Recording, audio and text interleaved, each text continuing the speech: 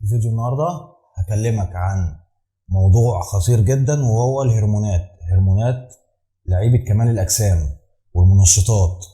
موضوع مهم جدا جدا، عايزك تركز معايا. فيلا بينا نبتدي الحلقة، يلا بينا نتكلم.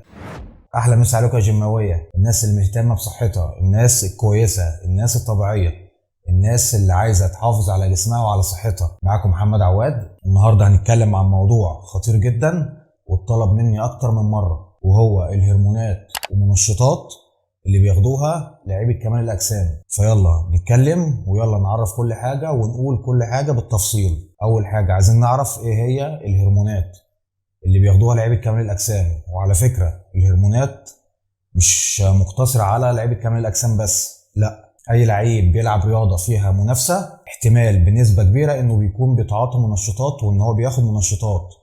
لعيبة الكورة، لعيبة السباحة، لعيبة التنس، أي لعبة من ألعاب التنافس احتمال كبير إن اللعيب ده ممكن يكون واخد منشطات وواخد هرمونات. وفي أمثلة كتيرة طبعا ومن زمان على كده، ناس كل يوم بيتعمل لها تحليلات وبيتضح إن هم بيبقوا واخدين منشطات. والمنشطات والهرمونات مش مقتصرة على الرجالة بس، في بنات كمان بياخدوها. اول حاجة حابب اعرف لك ايه هي المنشطات او الهرمونات. على فكرة المنشطات حاجة والهرمونات حاجة تانية. الهرمونات بتبقى في شكل حبوب او حقن بتتحقن في الجسم، وهي بتبقى مشتقة من التستوستيرون اللي هي تحت مسمى الانابوليك سترويد، يعني هرمونات بنائية. دي الواحد بياخدها عشان زي ما بيقولوا كده بالبلدي بينفخ. طبعا الكلام ده غلط، مفيش حاجة اسمها بتنفخ، الكلام ده غلط. الهرمونات او اللي هو التيست الصناعي اللي انت بتاخده من بره، كل وظيفته ان هو بيعلي نسبة التيست اللي في جسمك. انت جسمك او بمعنى اصح الخصيتين بيفرزوا نسبة تيست معينة في جسمك، فانت لما بتاخد تيست من بره كده انت بتعلي مستوى التيست جامد في جسمك. جسمك بيصنع التيست ده بس بكميات قليلة. فاللعيبة بتقول لك انا ممكن اخد كميات كبيرة من بره عشان افيد جسمي وعشان ابني عضلات. ده كده بالنسبة للهرمونات. الهرمونات بتتاخد عن طريق حبوب وحقن عشان تعلي نسبة التيست في جسمك.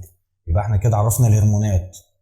المنشطات حاجة تانية غير الهرمونات. المنشطات دي بتشتغل على الجهاز العصبي، دي بتحفز الدورة الدموية، بتحفز نبضات قلبك، بتحفز عقلك. وعلى فكرة من ضمن المنشطات تعتبر القهوة من المنشطات بس مش متحرمة. المنشطات بتشتغل على الجهاز العصبي، ملهاش دعوة بهرمونات البنى، يعني مش انابوليك سترويد، ملهاش دعوة بضخامة الجسم وبنى العضلات، دي بتشتغل على حاجات تانية. كده احنا عرفنا الهرمونات والمنشطات.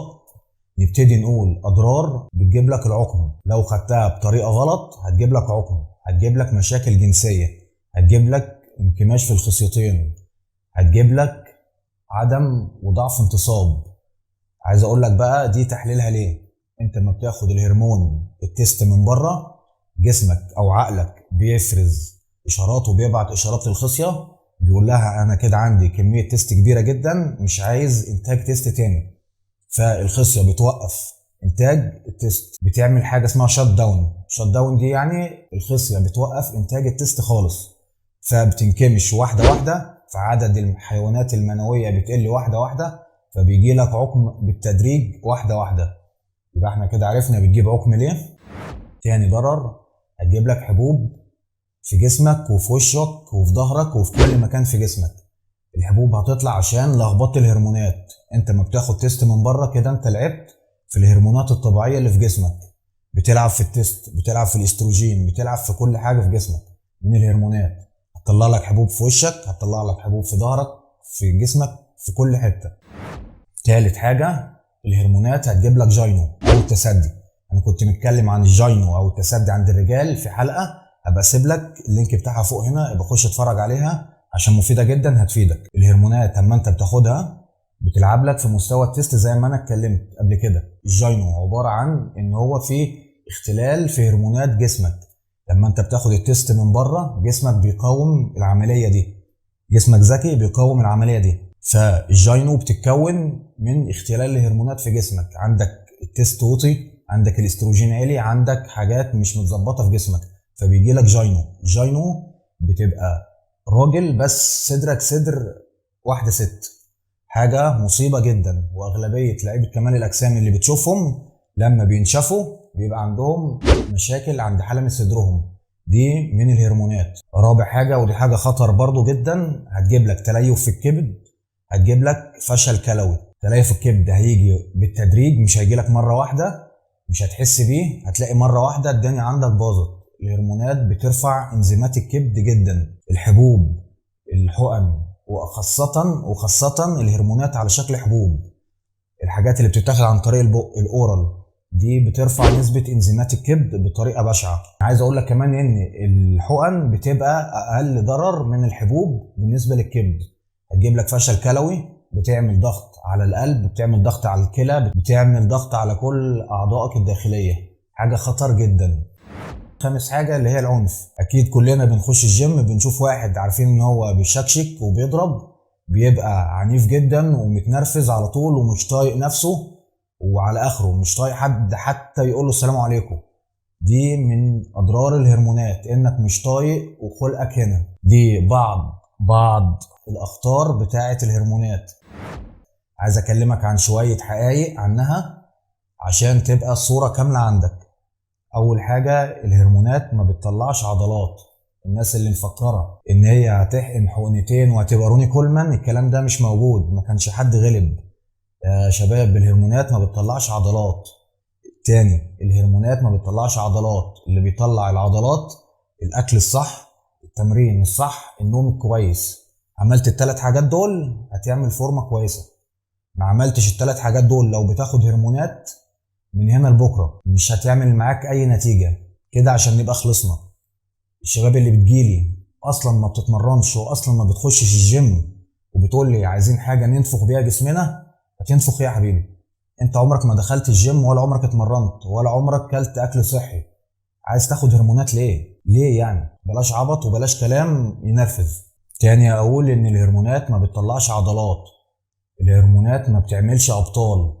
الهرمونات كل وظيفتها ان هي بتسرع عندك عمليه الريكفري اللي هي الاستشفاء. يعني انت دلوقتي اتمرنت باي، عايز لك 3 4 ايام عشان تعمل ريكفري، ده لو انت طبيعي. عايز لك 3 4 ايام عشان تعمل ريكفري كويس للعضله، ده طبعا بعد الاكل بعد النوم بعد كل حاجه. 3 ايام مثلا قول ريكفري. لو انت بتاخد هرمونات ممكن بعدها بيوم تبقى العضله عندك مستشفيه تمام وتقدر تلعبها تاني بعدها بيوم مثلا. دي كلها فايده الهرمونات، ان هي بتسرع لك عمليه الاستشفاء. تاني حاجه بتعملها لك هرمونات، ان انت اي كميه اكل بتاخدها جسمك بيستفيد منها. يعني ايه؟